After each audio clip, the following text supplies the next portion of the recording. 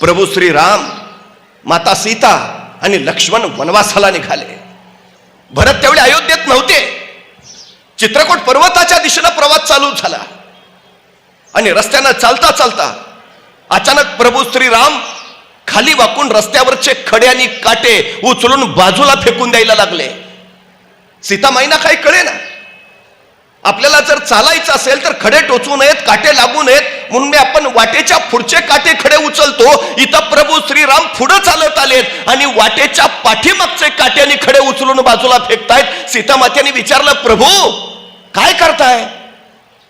खडे टोचू नयेत, काटे लागू नयेत म्हणून वाटेत पुढे जे खडे काटे ते उचलून फेकावेत. वाट पुढे तुडवून आल्यावर मागचे खडे आणि काटे का उचलताय? पाठीमागून कोण येणार आहे का? आणि प्रभू श्रीराम म्हणाले, होय, आपण अयोध्येतून वनवासाला निघालो त्यावेळी भरत अयोध्येत नव्हता. तो ज्या वेळी अयोध्येत येईल आणि त्याला कळेल की आपले बंधू राम वनवासाला गेलेत, माझा भरत एक क्षणभर सुद्धा अयोध्येत राहणार नाही, तो माझ्या पाठीमागं धावत येईल. या वाटेनं आपण गेलो हे त्याला कळाल्यावर तो याच वाटेनं आपल्या पाठीमागं धावत येईल. सीतामातेने विचारलं, मग तुम्ही भरताला खडे आणि काटे टोचू नयेत म्हणून हे उचलून बाजूला फेकताय का? आपला भरत एवढा दुबळा आहे, त्याला खड्यांचा काट्यांचा त्रास होईल.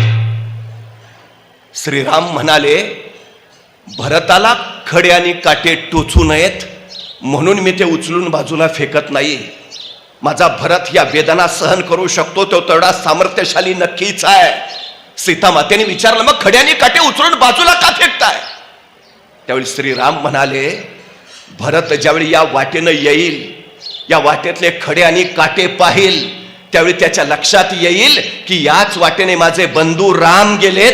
हे खडे आणि काटे माझ्या बंधूंना टोचले असणार, त्यांना वेदना झाल्या असणार. ज्यावेळी माझ्या भरताला कळेल की मला खडे आणि काटे टोचलेत, त्या वेदना मला झाल्यात, याची वेदना माझा भरत सहन करू शकणार नाही, म्हणून खडे आणि काटे मी हे उचलून बाजूला फेकतोय.